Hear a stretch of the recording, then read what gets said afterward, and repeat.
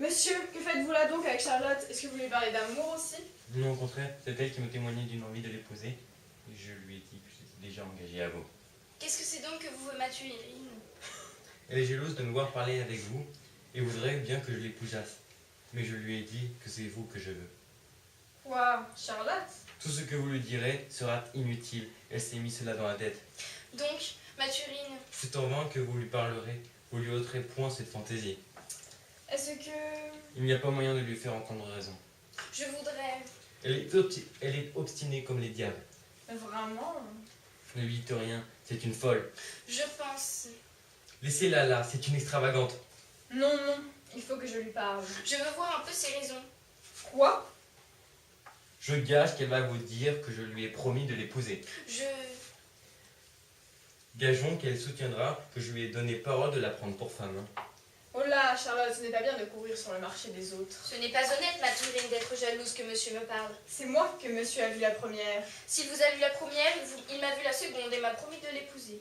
Eh bien, que vous ai-je dit? Je vous baise les mains. C'est moi et non pas vous qui l'a promis d'épouser. N'avais-je pas deviné? À d'autres, je vous prie, c'est moi, vous dis-je. Vous moquez des gens, c'est moi encore un coup. La v'là qui est pour le dire si je n'ai pas raison. La v'là qui est pour me démentir si je ne dis pas vrai. Est-ce que monsieur, vous lui avez promis de l'épouser? Vous vous raillez de moi. Est-il vrai, monsieur, que vous lui avez donné parole d'être son mari? Pouvez-vous avoir cette pensée? Vous voyez qu'elle le soutient. Laissez-la faire. Vous êtes témoin comme elle l'assure. Laissez-la dire. Non, non, il faut savoir la vérité. Il est question de juger ça. Oui, Mathurine, je veux que monsieur vous montre votre bec jaune. Oui, Charlotte, je veux que monsieur vous rende un peu camuse. Vous allez voir. Mettez-nous d'accord, monsieur. Vous allez voir. Vous allez voir vous-même. Dites. Parlez. Les filles, que voulez-vous que je vous dise? Vous soutenez également toutes les deux que je vous ai promis de vous prendre pour femme. Est-ce que chacune de vous ne sait pas ce qu'il en est sans qu'il soit nécessaire que je m'explique davantage? Pourquoi m'obliger là-dessus à des redites?